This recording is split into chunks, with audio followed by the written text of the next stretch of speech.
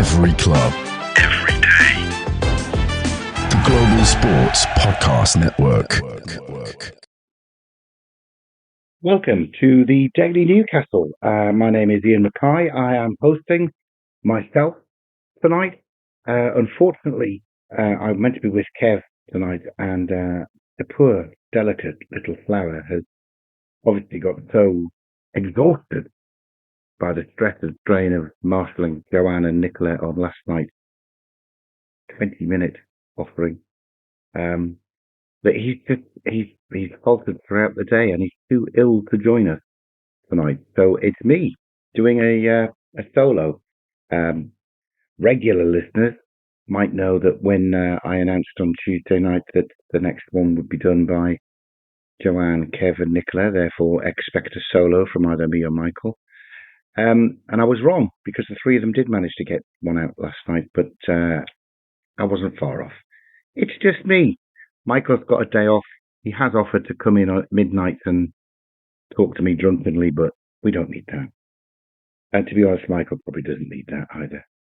Anyway, it's a transfer update, transfer diary, whatever you want to call it. Part one is completed deals, because we've got one, and it's very exciting.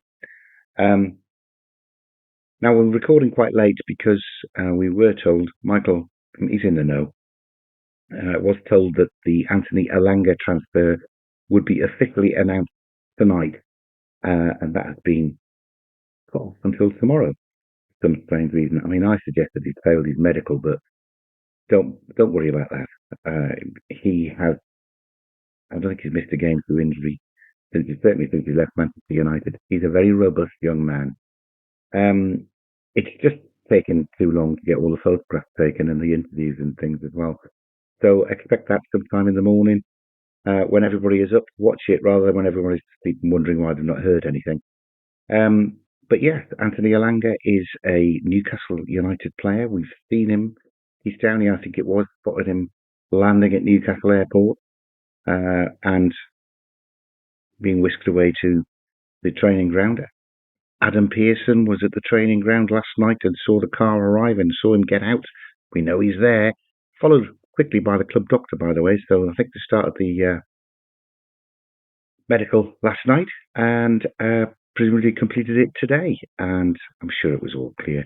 There'd be a lot of new kit to change into, new training kit to change into, loads of photographs to take, lots of interviews to do. You know how we love it to announce it on the website. That's probably just taken a little bit too long, and we'll get that in the morning. But what a great signing that is for Newcastle. One of the fastest players in the Premier League. And he probably thinks he's the fastest. We did see posted on his TikTok this week from Portugal, him running his 100 metres in 10.39 seconds or something, which is super fast.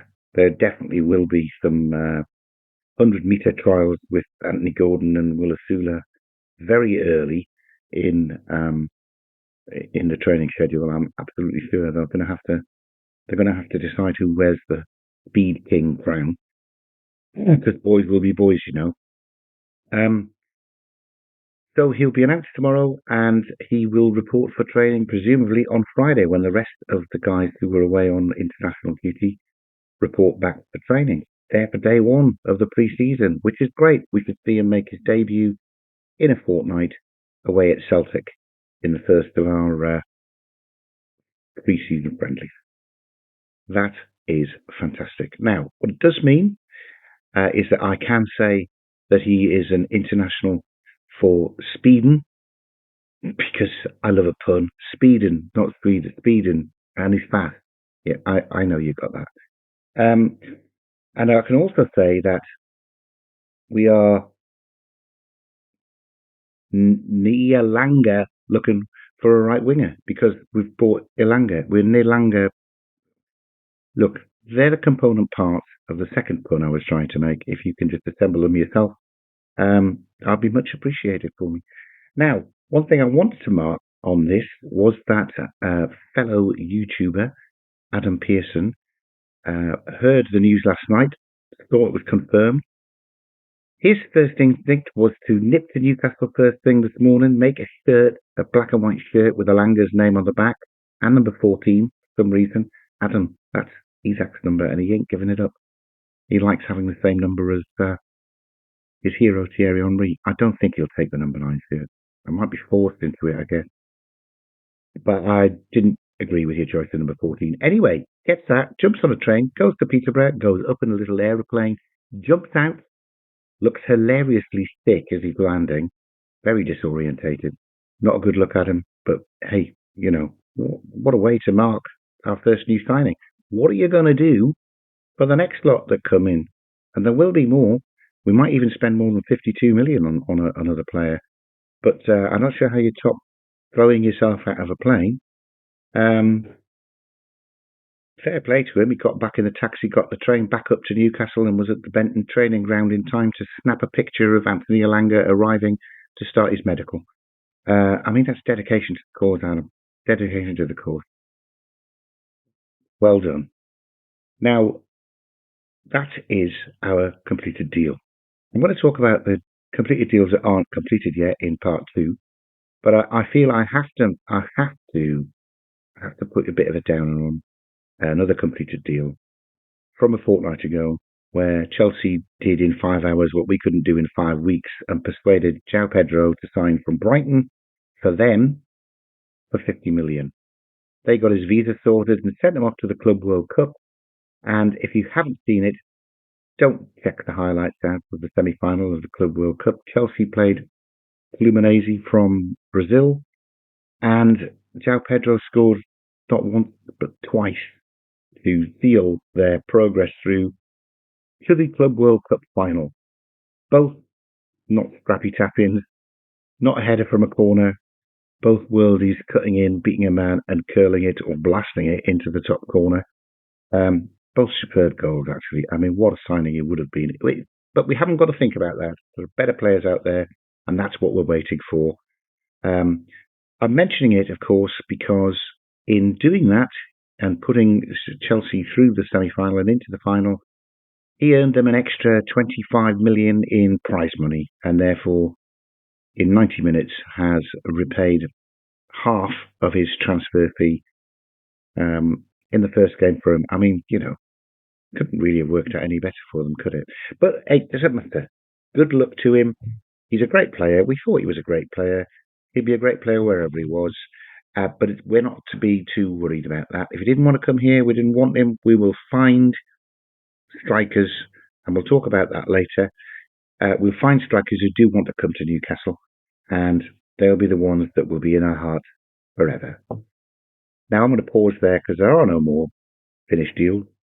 And I'll have Ken a little bit early. Here he goes. Your body is unique.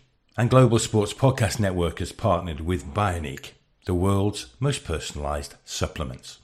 Bioniq provide 100% tailor-made supplements designed to deliver precisely what your body needs at exactly the right levels to optimise your health. No guessing. So click the link in the show notes. Use the code GSPN2025 for 40% off your first month's subscription. Bioniq. Don't settle for off-the-shelf solutions made for just anybody. Get what's right for you right now. Excellent. Thanks very much, Ken. And we're in part 2, which I think are completed deals that haven't yet completed, if you see what I mean. We've assumed these deals, certainly we've assumed the first deal I'm going to talk about has been completed. James Trafford signing as goalkeeper, backup, first choice, backup, competition for Nick Pope from Burnley, which has been done for weeks.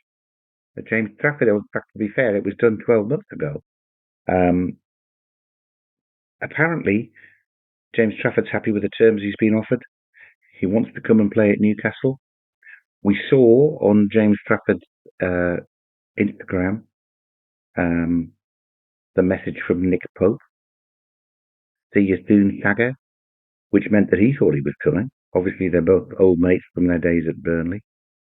But still no news on that until today, when I think Craig Hope revealed that there is still an 8 to 10 million difference between what we want to offer and what Burnley will accept. Now, that's a big difference when you're talking about 25 to 35 or 30 to 40. I mean, it's a lot. It's a big difference. Whether we can find an extra couple of million to add on what we're offering and do what we've done with Elanga and negotiate some extras that we probably won't end up having to pay. Look, James Trafford, I think, from everything that I hear, the players that have played with him, the coaches that have coached him from his own mouth, he's superb. He's going to be England's number one for the next 10 years. And if we want him to be Newcastle's number one for the next 10 years, maybe minus the very next year when Nick Pope will start, which is what I think will happen, then we should find that extra money. I mean, we don't get a world-class goalkeeper for peanuts, do we? So surely we can find a way to be able to bridge this gap. He's said on different podcasts that he wants to come. Pope obviously thinks that he's coming from his little chats with him. But so far, nothing's happening. And today, Greg Hope said, if we can't budge on this, Newcastle are ready to walk away from this deal. Now, some might say that might be something that Newcastle are not going to budge on because they have realised that in Pope and Dubravka, we've actually got two pretty good Premier League quality goalkeepers who would do for this year. If we wanted to keep his 35 million or 25 or 28 or whatever it is that we'd spend on Trafford in our back pocket to be able to push the boat out for a second striker, for example, or for a backup midfield player who could slot in with Bruno, Tonali, Joe Linton et al. Without there being any drop-off in performance. That might be true. I think if I was to...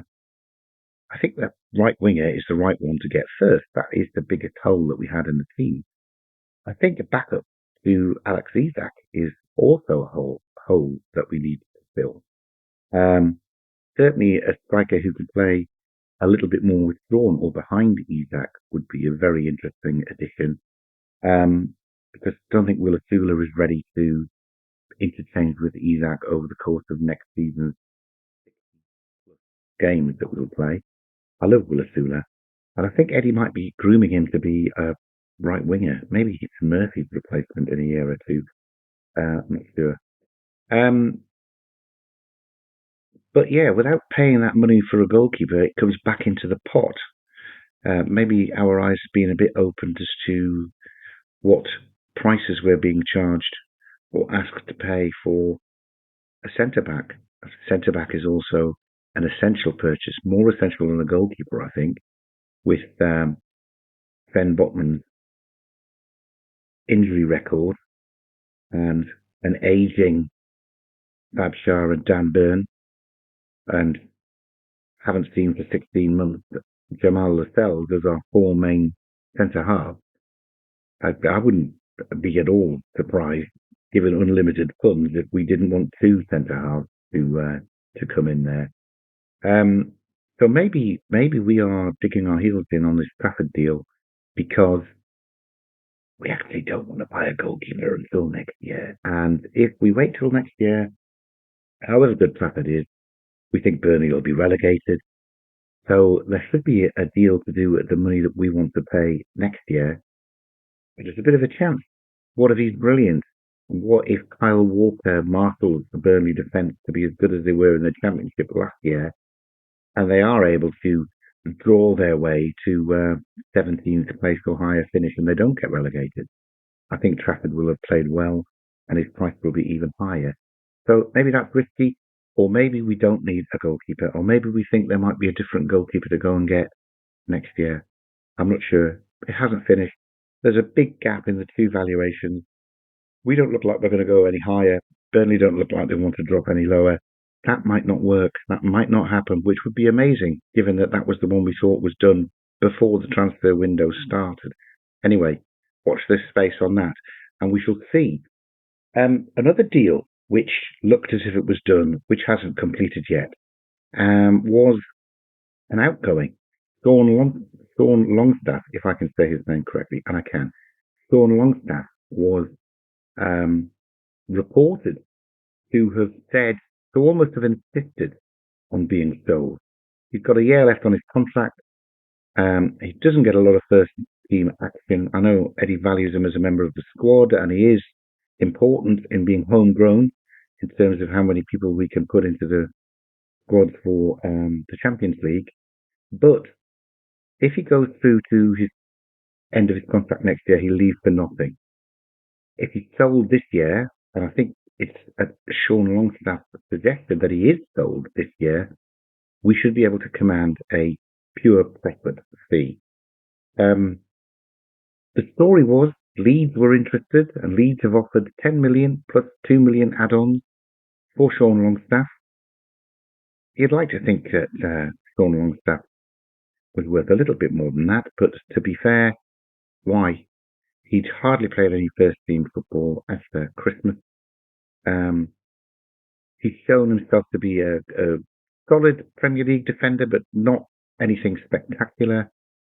Probably just the sort of midfielder that Leeds need, bossing things for them on their attempts to stay in the Premier League next year. So good move for Leeds, good move for us.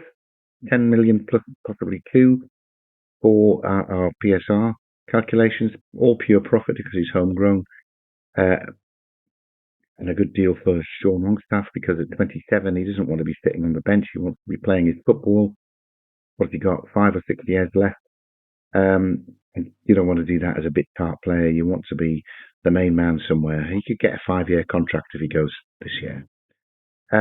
But apparently that 10 million plus 2 from Leeds is their third offering.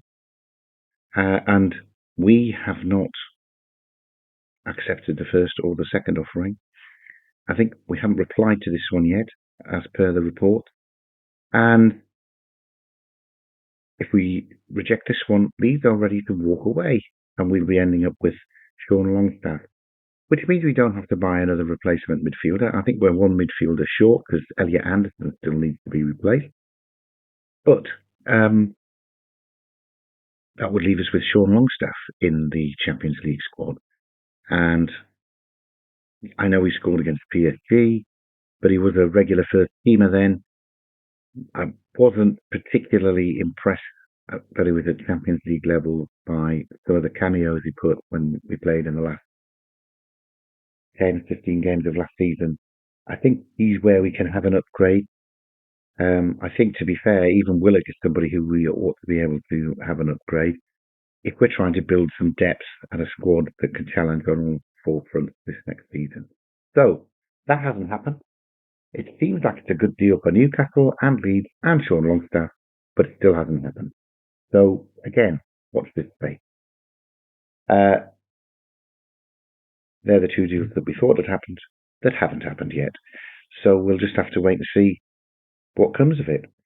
I'm going to do the Zencastr out of it now, and when I come back at part 3, there are some very interesting names that we have been linked with today. I'm not sure if it's anybody reputable, but I think it does make sense. We'll talk about them in a little while. Do you have a story to tell that the world needs to hear? Have you struggled with reaching new audiences who are engaged with your story? It might be time for you to start a podcast. Let me tell you about a platform we use here at Global Sports Podcast Network. Zencastr makes it easy to start a high-quality podcast built for growth from day one. With 4K video recording from your phone and AI editing that automatically removes ums, ahs, you knows, and 22 other speech patterns, Zencastr makes it super easy to start a podcast that sounds great. Ready to tell your story? Check out the link in the show description to learn more about Zencastr. Do it. Part 3. New links. Now, 2 days ago, we were talking about Dominic Calvert-Lewin being chatted up as a free agent and coming in as a backup striker. And Michael and I, after discussion, decided we wouldn't be completely against it, although we weren't very inspired by it.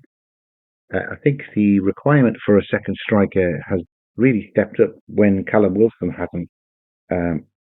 hasn't been offered any sort of new deal, or one that he could accept anyway.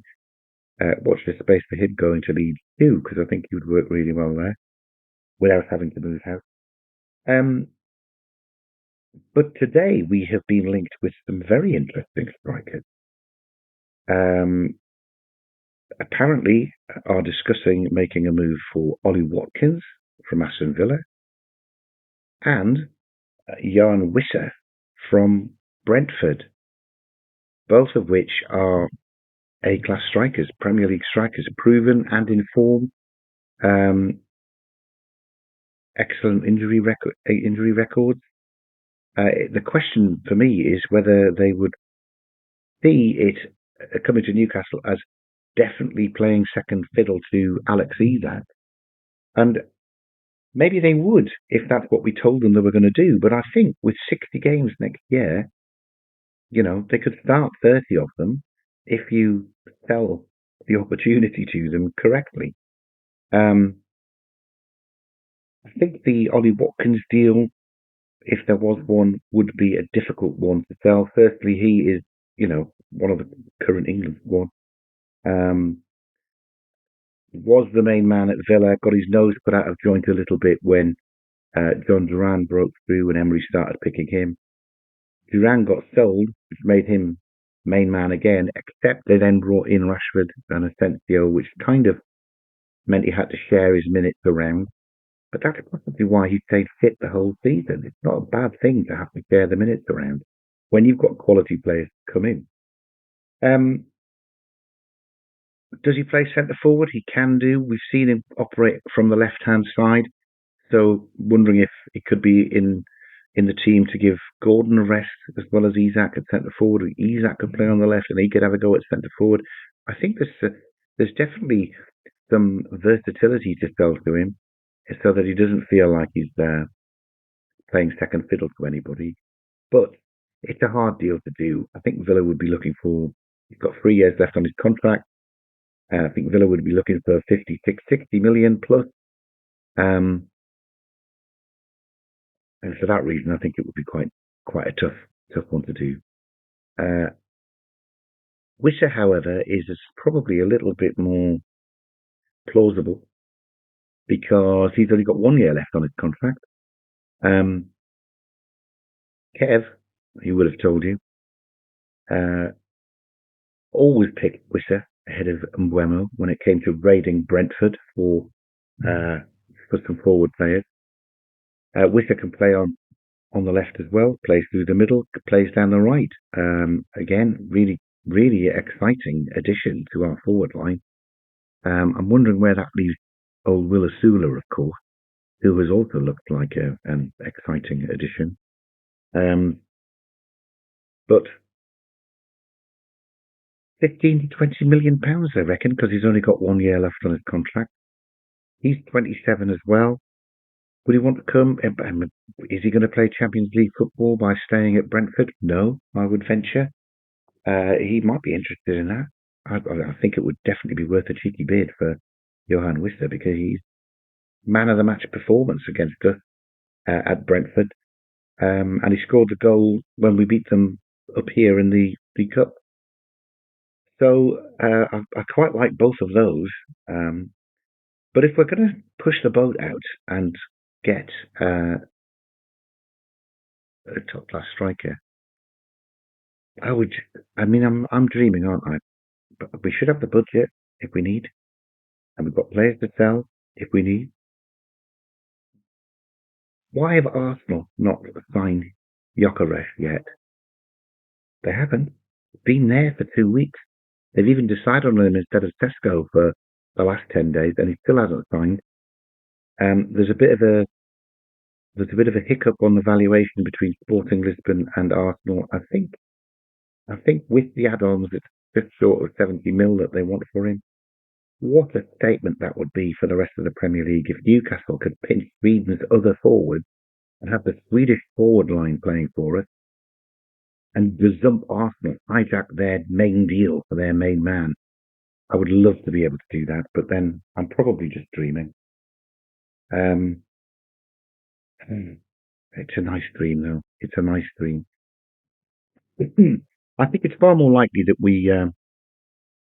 And somebody mentioned Ekatike again, but I think it's going to cost 90 million. And he couldn't come to us when we had him for 22, 23 million. He went to PSG and sat on the bench for a year. So I can't see there being any mileage in Ekatike. He's probably going to end up at Liverpool, to be fair. But we'll see. All of this is exciting and lovely to follow. No news on our links to Scalvini, apart from, I did hear that was all from everybody. That's going to be a really hard deal to do. I'm thinking he's playing on one leg because he's had a anterior cruciate ligament injury that he's got to try and get over. I don't think he's come back from that yet. So is he really a centre-half option for us? Maybe that was just paper talk and he looked good 18 months ago. Maybe it's a bit more than that. I don't know. We don't know. Anyway, also linked today, or observed is probably the right thing today, is that Liverpool have not yet made a move for Mark Gahey. And we know how much Eddie likes Mark Gahey. He'd be cheaper this year than he was last year because he's only got 1 year left on his contract. The question is whether we could persuade him to come north. I've read various reports that he's only wanting to go to Liverpool. But who's saying that? Who knows that? Is that not something his agent might put out to make Liverpool make a move? Because he fancies Liverpool? Now, who wouldn't fancy Liverpool? You're probably guaranteed the league champions medal next year.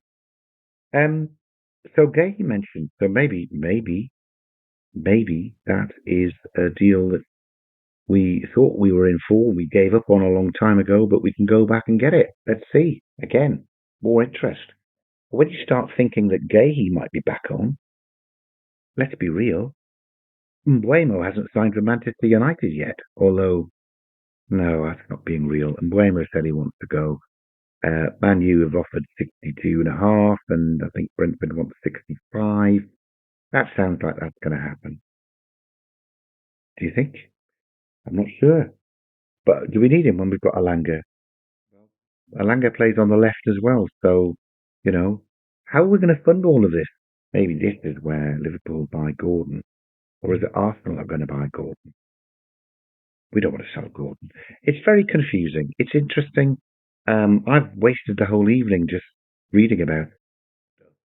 Because there's always something new coming out at this point. Love the transfer window when it's busy and when we've got some money to spend. Anyway, more updates tomorrow. I think it's me, Michael, and Joanne tomorrow. But we'll see who's fit, who isn't fit. Doubtless something will get thrown together. Speak to you then. Every club, every day. The Global Sports Podcast Network.